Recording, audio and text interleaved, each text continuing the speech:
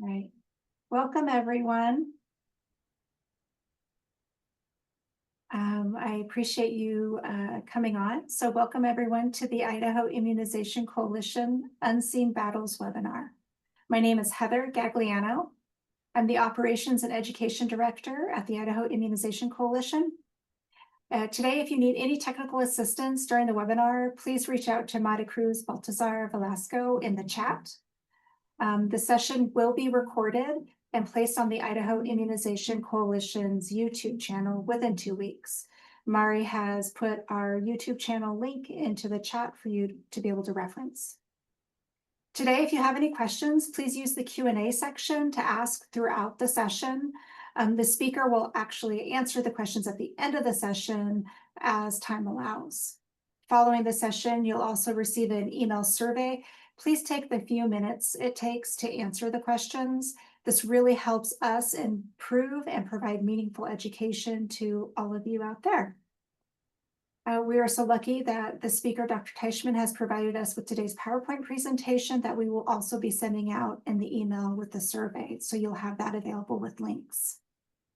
I want to thank Families Fighting Flu for their collaboration on today's session. This truly really appreciate their partnership. Take a moment to follow them on social media, including LinkedIn. I'm honored to introduce today's speaker, Dr. Jeb Teichman. Dr. Teichman is a pediatrician, a board member and medical advisor for Families Fighting Flu. He's also a father who lost his 29-year-old son to influenza in 2019. Dr. Teichman will be sharing his son Brent's story and providing us with insights into the unseen battles regarding vaccinations and influenza. And Dr. Teichman, go ahead. All right, sharing my screen.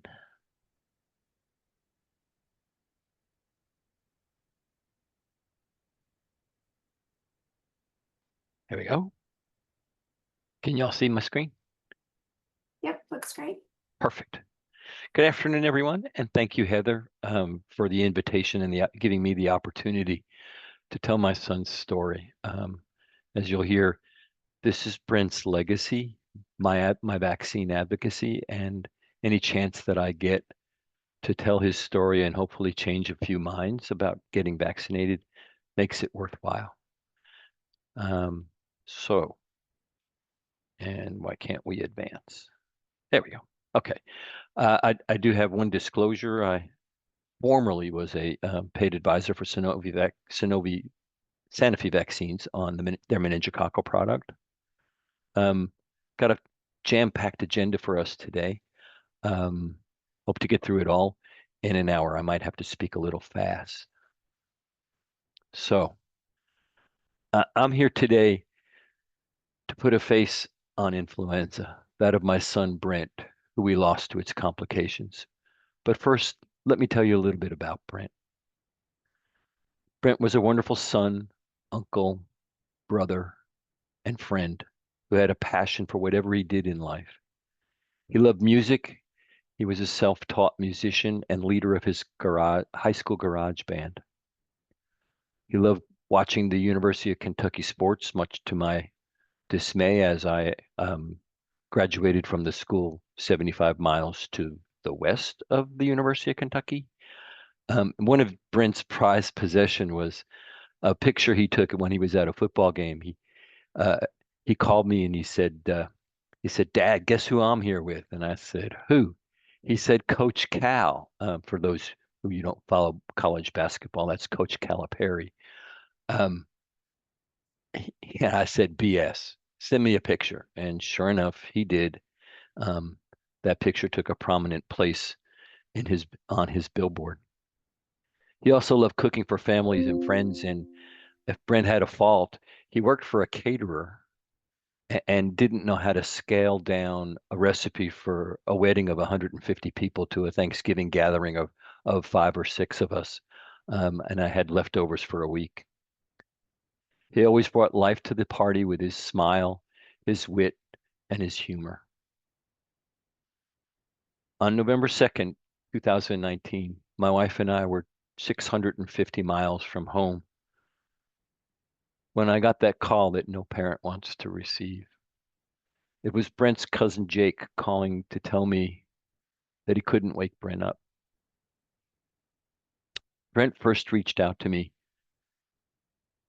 3 days before his passing to tell me that he had been sick for 4 days with fever, sore throat, and cough, classic influenza-like illness. It was too late to start him on antivirals, so I gave him advice on symptomatic treatment and told him to stay in touch. We texted the next day because that's what young people do. They don't call their parents, they text. And I was happy to hear that his fever was trending down and he was feeling somewhat better. I heard from him again 2 days later, and I could hear him hyperventilating in the phone. He told me he was having trouble breathing.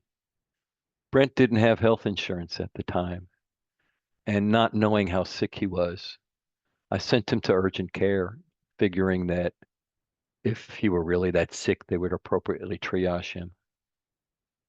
That was the worst mistake of my life, for had I sent him to the emergency room, I'm confident that he would still be here today. 4 hours later, I got that call.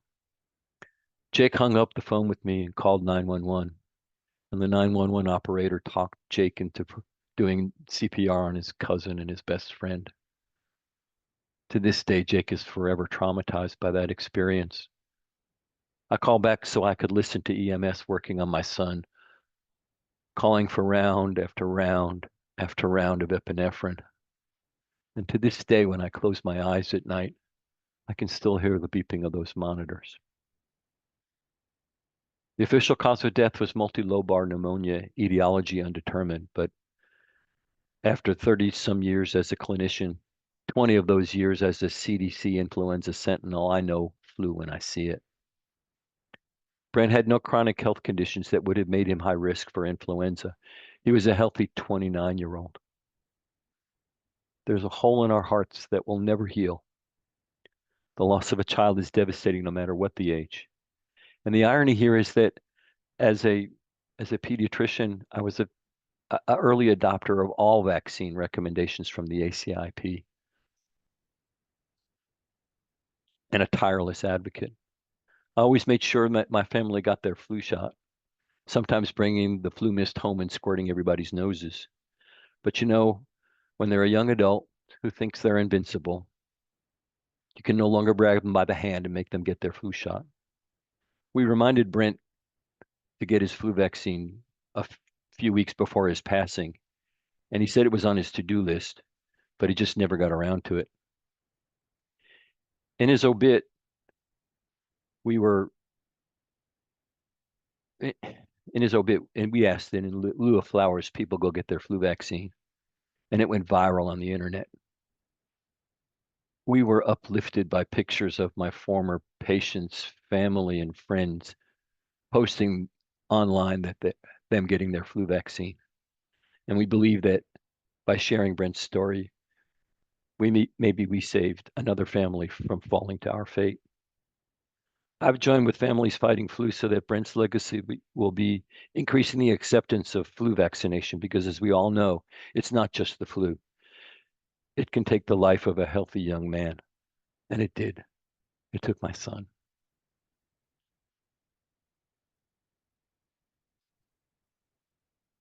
I share Brent's vital signs. And for those of you who see patients, you'll see that Brent met SIRS criteria.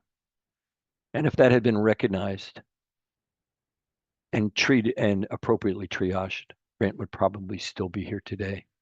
This is a plea for those of you who see patients that know the symptoms of early sepsis, know the signs, know the SIRS criteria, and have a plan for referral when you see them. Okay, so let's talk about this past flu season a little bit and the year before. Um, Many of you may be familiar with this. This is from the CDC's weekly report, FluView. This is the percent of patients being seen by their sentinel network who have influenza-like symptoms. This line here is this season. You can see that we peaked in mid-February or so. One thing I want to point out is that usually a flu season peak of illness is biphasic, as you see here. Well, this one's triphasic, but usually we see A first and B second. Since the pandemic, and the pandemic here is this line here, where we saw pretty much no flu. Since the pandemic, we have not seen that peak of B. We have a few cases so far this season nationally, but really just a blip. The current circulating strains are a good match for this year's vaccine. And so far this year, we've had 227 pediatric deaths, and we'll talk a little bit more about that later. Again, this is I call this the misery map. This slide was put together by our executive director at Families Fighting Flu, Michelle Schlefkowski, and she did a great job with the graphics here. It's basically a comparison of flu from this season to last season. And as you can see, last season we had 167 pediatric deaths, 24,000 total. We're on track we've already beat that. At 227 deaths at the last report on May 10th, and 27,000 deaths overall, and a great number more hospitalizations in this season than the last one. We got a comparison of several flu seasons. 2009, and as a pediatrician, I'm going to point out the pediatric deaths. All deaths from influenza are tragic and preventable, mostly. But pediatric deaths hit me kind of hard. And as an organization, Families Fighting Flu is mainly made up of families who've lost a child. 2009-2010 flu season was the first year we started counting pediatric mortality separately. There were 288 deaths total in the season. We're on track to beat that this year, making this the worst season for pediatric mortality since we started counting them. CDC has classified this season as the worst in 15 years overall. This statistic really hits hard to me. So in the 2023-24 season, of the 162 children who were vaccine eligible, only 134, 83% were not fully vaccinated. Same is true for this season. Only it's 90% of those who are vaccine eligible or who have passed away were not fully vaccinated. And we traditionally think of people who pass away from flu as people who had risk factors. And as I said, Brent had none, but of the 194 deaths total in the 2023-24 season, 49% had at least one pre-existing high-risk condition, meaning that more than half had no pre-existing high-risk conditions before they passed away. Statistics are a little hard to come by these days from the CDC. This is data from 2018 on the direct and indirect costs of influenza to the healthcare system and to the country. There's a little data on it's Idaho specific. If you guys can see this, you've had 87 deaths so far this season, and this is a graph of the incidence of flu, and it pretty much tracks with what we've seen so far. This is mortality for the rest of the country.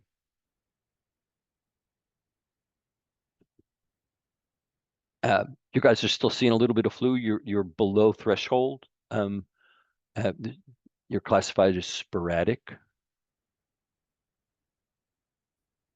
I'd be remiss if I didn't just mention H5N1, avian influenza.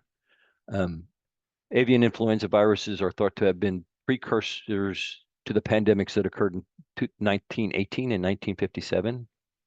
H5N1 was first identified in birds in 1959. It did not become a concern until 1997 when there was an outbreak in Hong Kong associated with poultry infecting 18 humans, killing 6 of them. No incidents of human-to-human transmission in that outbreak or any outbreak since. Human cases occurred throughout Asia, and people who had close contact with infected animals and caused hundreds of deaths. Since 1997, H5N1 has been spread in bird populations from Asia to Europe to Africa and to the Americas in 2021. It has killed not just millions of wild and domestic birds, but also cats, dogs, skunks, foxes, a polar bear, and it wiped out a mink farm. So transmission from birds to mammals has been well documented. What we don't know is if there's been spread from mammal to mammal, which would be very concerning. A little more for your reading pleasure on bird flu. This map documents the spread worldwide since 2003. And this also documents the various animals that have been infected. In 2022, there were 50,000 marine mammals beached dead from influenza, from H5N1 in South America. A little bit about how the spread works. Generally, anybody that's got contact with wild birds, backyard poultry, particularly, there was a human case in Louisiana that resulted in a death. That person contracted it from his poultry flock in the backyard, who obviously had contact with wild birds. So far, we've had 13,000 wild birds, and that's probably underreported. 15 jurisdictions in the United States with bird flu in wild birds, killed 170 million poultry, 50 and in 51 different districts, which is basically the entire United States.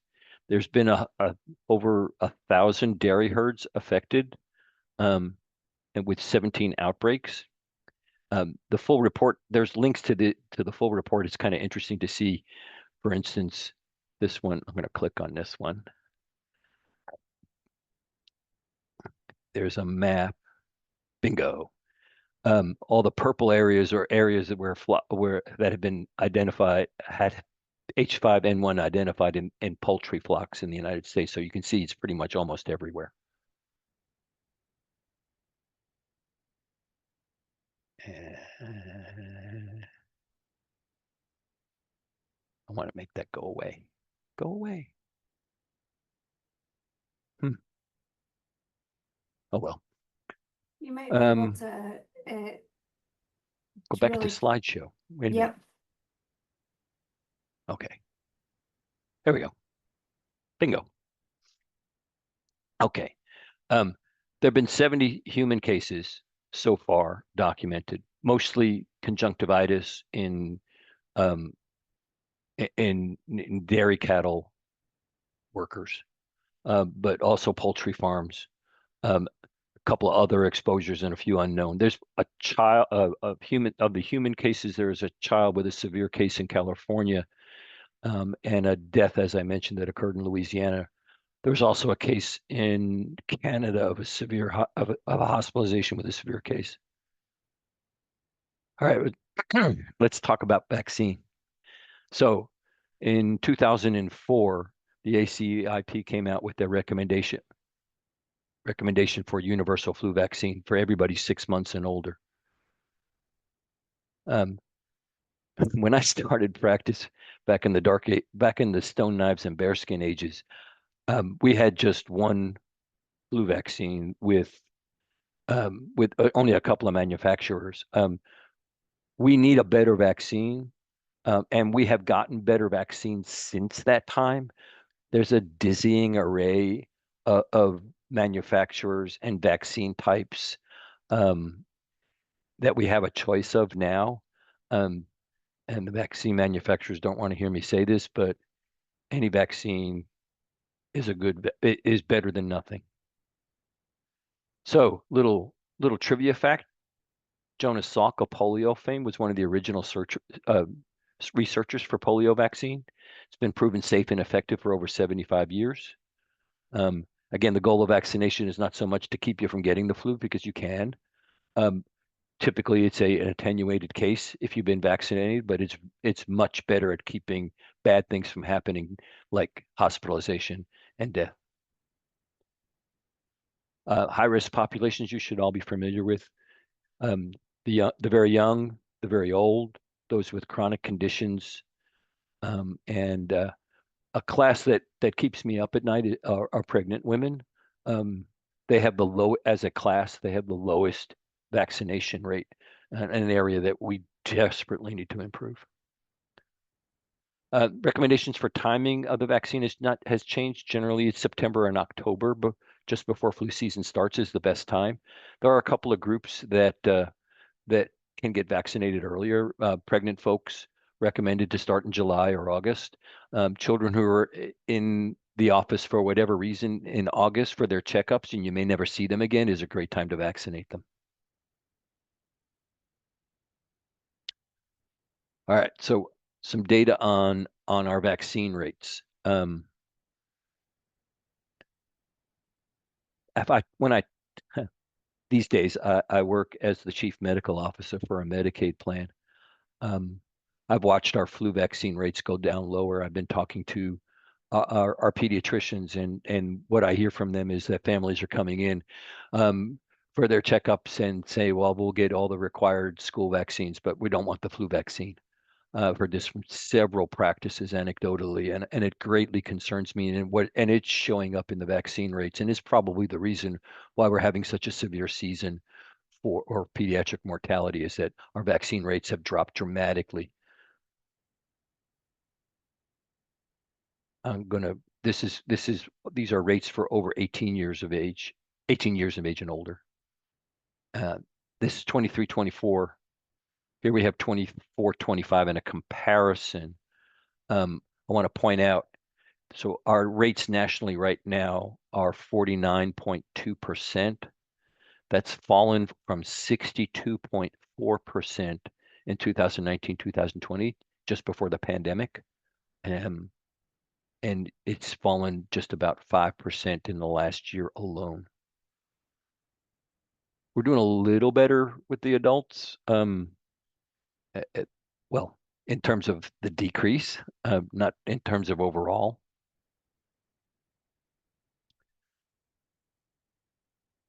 Um, and here's our rates for pregnant folks. Currently, it's 38.2%, down from 56.6% in 2019, 2020. So in the last 5 years, it's dropped, what, 18%?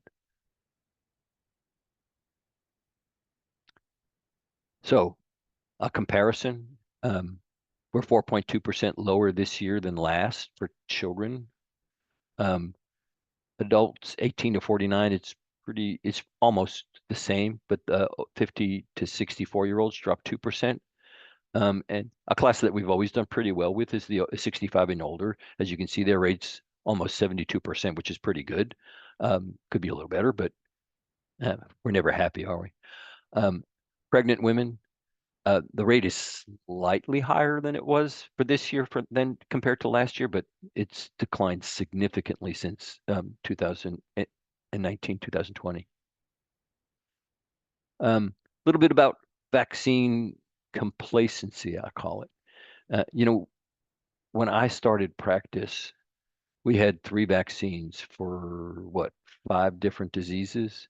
In the 40 years since then, we've had an explosion of vaccinations, and I think we take things for granted that what used to be a terrible disease we no longer see. Some of these diseases have experienced resurgence because of vaccine resistance. Um, I'll point out that measles still kills 128,000 people worldwide. Hepatitis B, 828,000 people worldwide. A quarter of those deaths are due to chronic hepatitis resulting in hepatic cancer. Tetanus kills 73,000 people worldwide. And in areas of the world where there is no ICU care, tetanus is universally fatal. I'm going to play a video for you all that I stole from the Wyoming Department of Public Health. See if you can guess which vaccine-preventable disease they're talking about.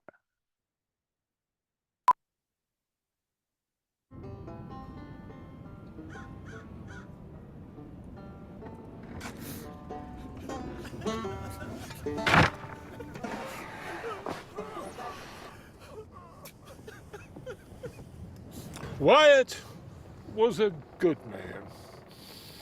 He didn't deserve to die. He was a good friend. Dad, how did he die? A neighbor. He shaved. A member of our community. It is with great sadness that we lay our brother to rest.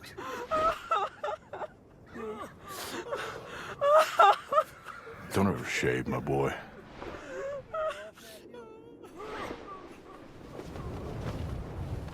I will never forget.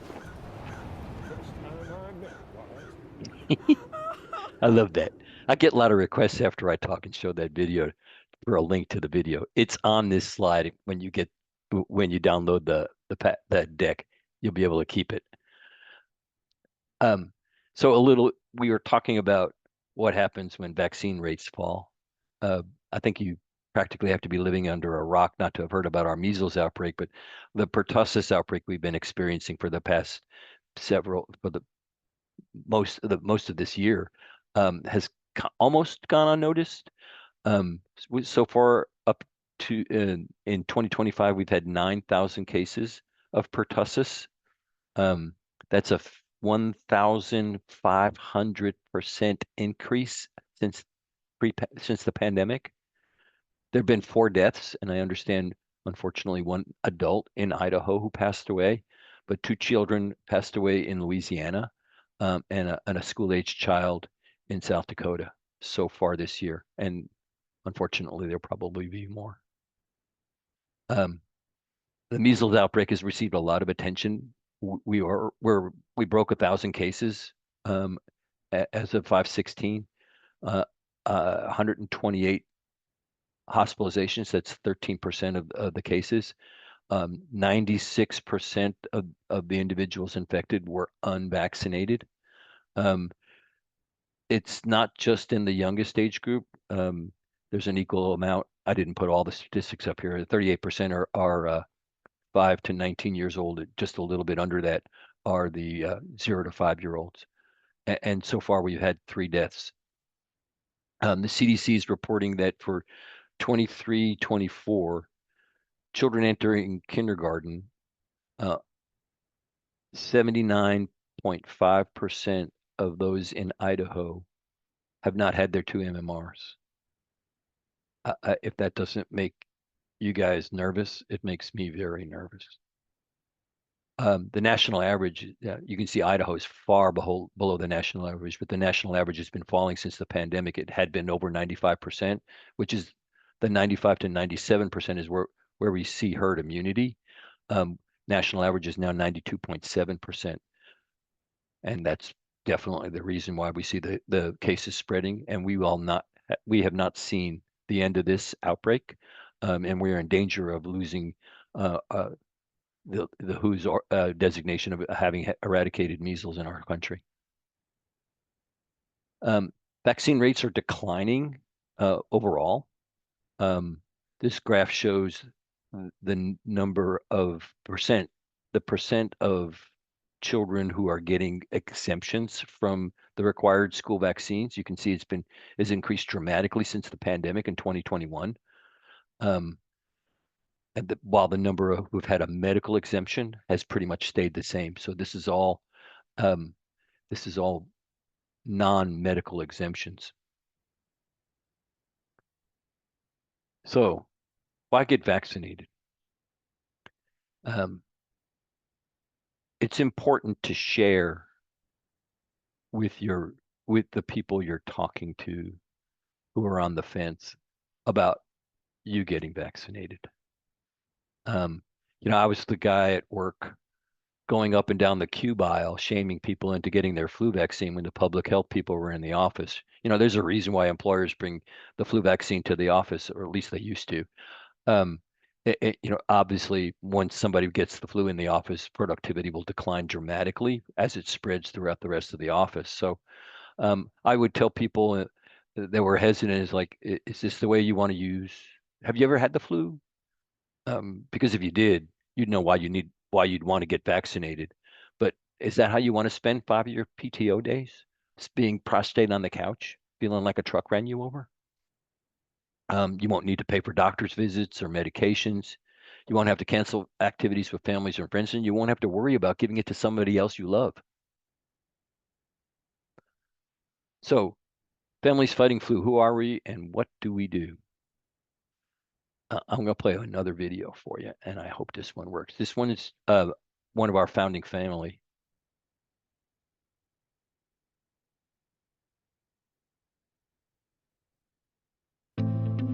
Great. It works. Yippee. Emily, who's our daughter who died from flu, she was 3.5 years old, just started preschool. Emily wasn't vaccinated, but she also wasn't recommended to be vaccinated. And they weren't recommending that healthy children above 2 were to be vaccinated against flu. In that year, there were an unusually high number of deaths. You had processes already activated by saying, wow, we had a lot of kids. This virus is mutating to really endanger kids. Our policy is ineffective against that because those policies drive a lot of things. That first step really was the ACIP. There was a first of broadening, I believe, up to 5. There was a universal pediatric recommendation. And then ultimately, I think where we are now is kind of just an all people universal recommendation. Regardless of your health status, everyone's recommended that they get a flu shot every year.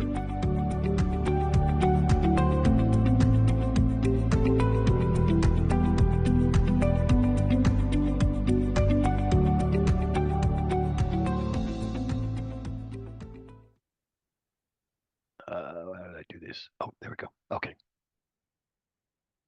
We're back. Okay.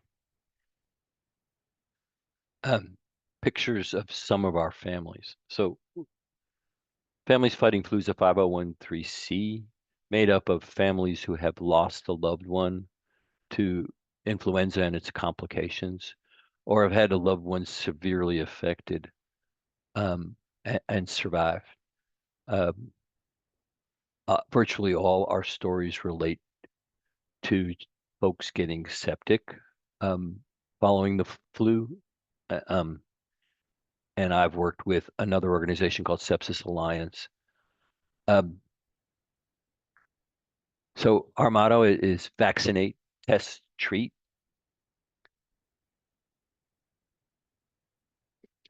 Caden is one of our newest members. Michelle Stevenson, his mother, is one of our newest board members.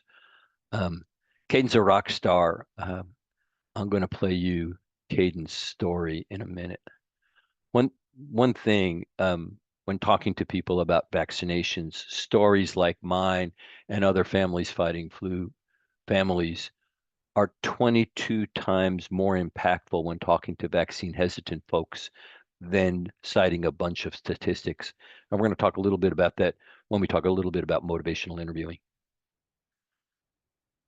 I don't know if I have enough time to play all these, but I really want to play. There are a couple I really want to play. I'm going to play this one.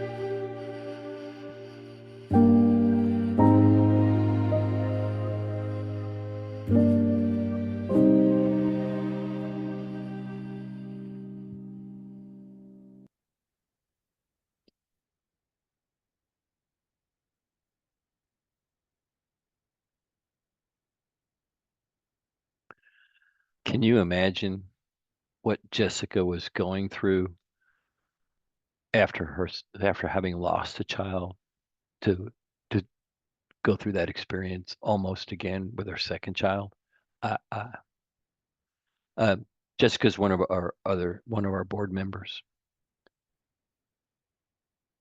Uh, uh, this is Caden, and I'm going to let Michelle tell you Caden's story.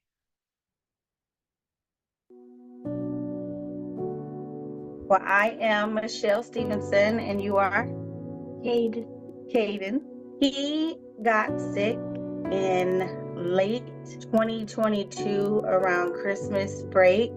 Gave him some cold medicine, just kind of looked after him, just relaxed. It was vacation time. He didn't really play a lot at Christmas time. Things progressed so fast. He had started talking about pain in his leg. I noticed a rash all over his body. He was in so much pain. Before I got him in the car, I couldn't put his coat on. I couldn't put his shoes on. So I made the decision that I wasn't taking him to urgent care because there's something really going on and I have to take him to emergency. So got to the hospital right as they were about to intubate my son. That's when I found out he had strep A, influenza A, and he was septic. He was in kidney failure, heart failure, liver failure. The illness was so bad, so he ended up with double amputations of his legs. He's amputated above the knee on his right leg and below his knee on his left leg. I did blame myself for a long time. I did blame myself for a long time because I'm like, maybe if I had got my son his flu shot earlier, I got my flu shot, like how selfish, I got mine and I didn't get his right away. But I never knew anybody who got this sick from flu.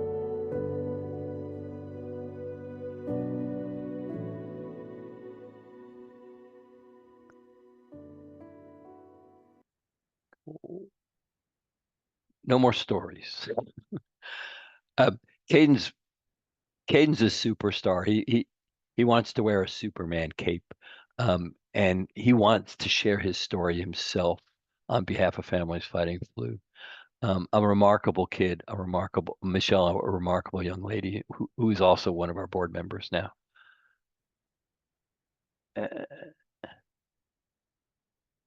Okay.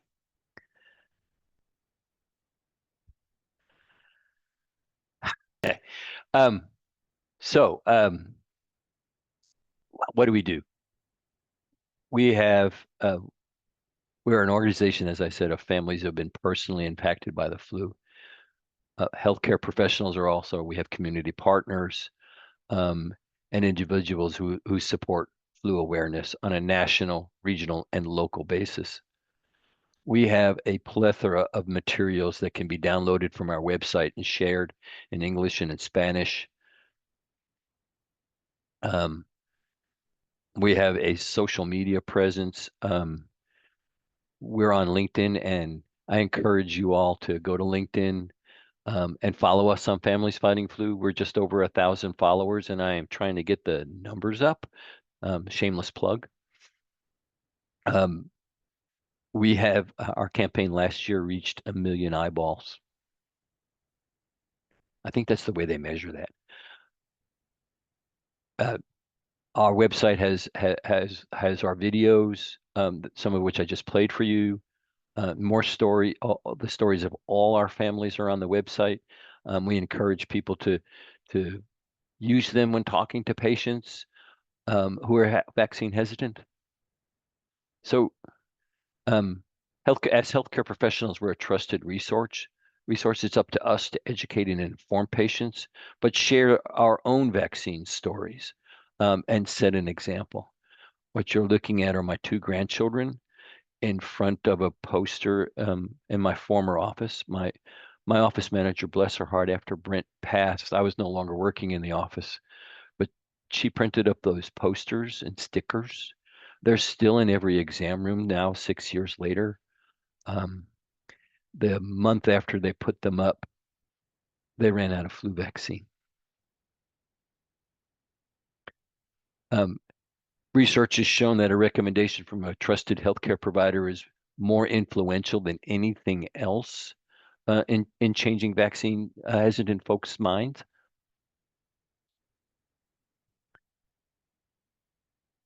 As you can see, 73% folks changed their mind with a stronger recommendation from a healthcare provider. That's the poster. Stories resonate. As we said, stories are 22 times more memorable than a bunch of statistics when talking to vaccine hesitant families. I've heard that you guys have had some training on motivational interviewing. I first learned about MI, and this should be taught to everyone in who sees patients. I first learned about MI when I was doing a project on childhood obesity with the American Academy of Pediatrics, pediatric research in the office setting. Learned MI from the guy that wrote the book, which was really cool.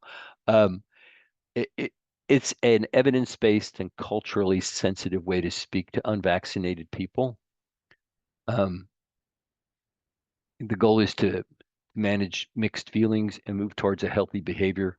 Change is consistent with values and needs. It's ideal for situations for concerned patients or patients with questions. Studies using MI with vaccination decisions demonstrate an increased intent to vaccinate and improve vaccine rates. People just want to be listened to. And when they know you're listening, they'll relate things. Change comes from here. You can't make people change. They have to want to change. And MI is a process that guides them through using these 4 steps to change in behavior. Be that vaccination, be that childhood obesity, be that all kinds of things in medicine. I don't think I'll go through all the steps. I think you've all seen that before. You're welcome to download this and go through it. I'll take some questions. Here's my contact information. I'm happy to tell my story to anybody who will listen, actually. But if you have questions, you can email me at Family Fighting Flu. People are hesitant to ask me questions for fear of dredging up bad memories. I'll tell you that, like anyone who's lost a loved one, we love it when people ask us about them. It gives them us a chance to see them again as they were in life, and I love it. So I'm going to stop sharing, and we're done. Thank you so much for sharing your story, the stories of others who are involved with Families Fighting Flu, and really highlighting the importance of not only getting the influenza vaccine, but really talking to patients overall about all immunizations. We've got a few questions already in the Q&A Cool. section. So just a reminder to everyone to please put them in the Q&A section so we can answer that. First one came in to talk about vaccine exemptions needing to be signed by a medical provider. I do want to clarify for the state of Idaho, you do not have to have a medical provider sign non-medical exemptions. So if it's a philosophical or religious exemption, you can sign it on anything.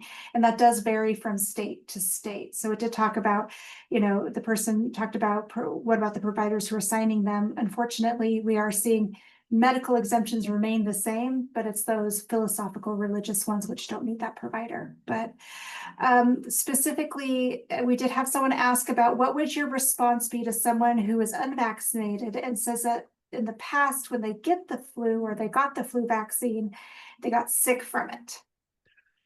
The number one myth about flu vaccine. I got the vaccine and I got the flu. Well, if you got a shot, there's nothing live in that shot that could give you the flu. A couple of possibilities is that it takes 2 weeks from the time that you get the shot till the time you're fully protected. And in that time, you could be exposed to the flu and get the flu. Or you got something else with a respiratory virus like COVID that has very similar symptoms, and which of course the vaccine won't protect you from. You can't, the underlining, you can't get the flu from the flu shot. Now, the live vaccine, um, I'm, I had a case of a kid that was tested positive after he got the flu miss, but when you're doing a nasal swab, are you getting the vaccine flu or are you getting a wild flu? There's no way to know. In either case, the child had a mild case.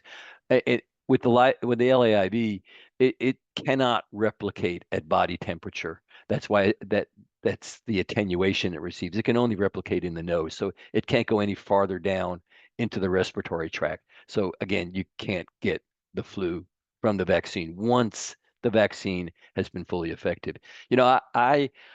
I'll digress a little bit. I was in the J&J COVID vaccine trial, and I remembered after I got my shot, I remembered thinking to myself, okay, I want a local reaction, I want a fever, I want to feel bad, because then I know I got the shot and not the placebo. Well, none of that happened. Turns out I did get the placebo. But I do tell patients, if you feel bad after you get the shot, if you have a low-grade fever for 24, 48 hours, that's not the flu. That's your body's immune system. And that's a good thing because you know the vaccine took.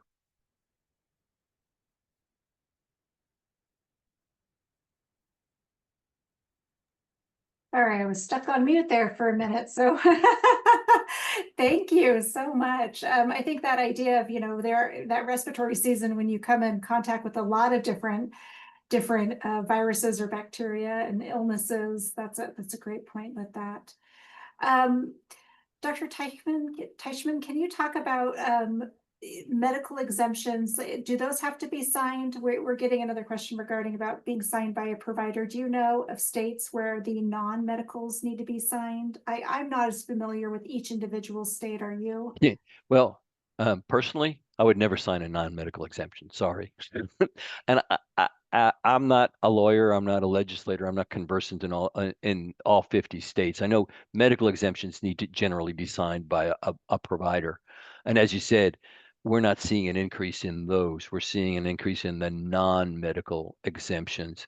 And I understand there was some legislation in Idaho that was narrowly defeated that would have allowed that to happen more often. I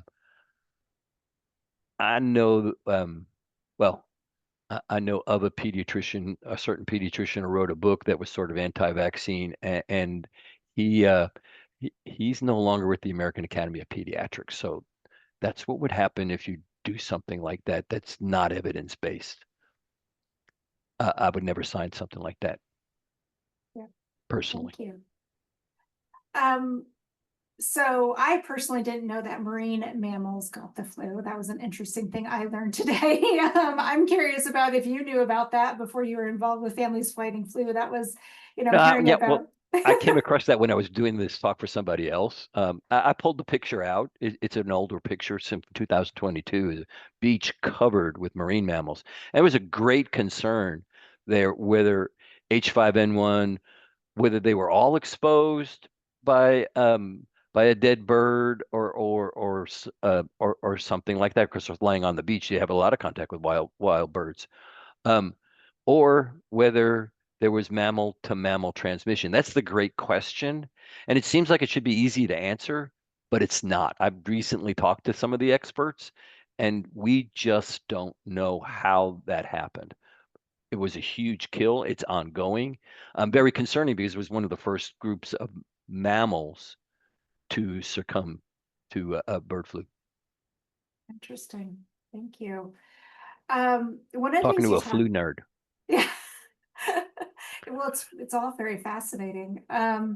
So you talked about in your presentation regarding using your voice, talking to patients. You also talked about policies that, you know, some of them happening here in Idaho and other places. Can you talk about kind of, do you feel like you're speaking out in support of vaccinations had made policy changes, or are there times that you've worked with people who are making policies that you feel like, whether that's on a government level or even within a private organization? Can you kind of talk about using your voice for that? Yeah. For those, I'm trying to be apolitical. The current climate concerns me greatly. So the Children's Defense Fund, and I think many of you would probably know who was the founder of the Children's Defense Fund. Their 22 budget was $22 million. As a vaccine advocate organization, and we're not the only vaccine advocate organization at Families Fighting Flu. There are several others. I don't think any of us have a budget that's anywhere near that.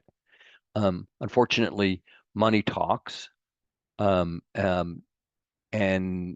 our goal at Families Fighting Flu is to spread our stories. As I said, they're more impactful, especially when it comes to legislators than spouting a bunch of statistics. That's what gets policy change. I personally have testified. Um, my wife's college roommate is a representative here in Kentucky, and she's chair of the Health and Welfare Committee, and she invited me to come and talk to them. I was talking about sepsis and something called Lauchlin's Law. Maryland has Lauchlin's Law. Lauchlin was a 5-year-old child who had very similar circumstances to my son, who also passed away, and also presented in urgent care. So Lauchlin's Law, Lauchlin's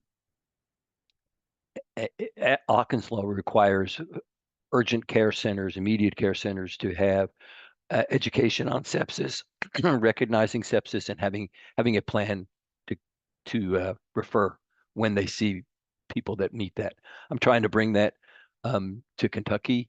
And I know the Sepsis Alliance is trying to bring that legislation nationally. Current climate makes that very difficult. Yes, spreading stories affects policymakers. Especially when you talk about something like sepsis. When I went to DC to lobby for them, the first thing that we were instructed to ask is if they knew somebody who had or had a personal story of somebody that was affected by sepsis. And every legislator's office I went into, there was a staffer that had personal experience. That's what relates to policymakers. We all have to be a strong voice pro. Advocate, tell our stories, share with our legislators.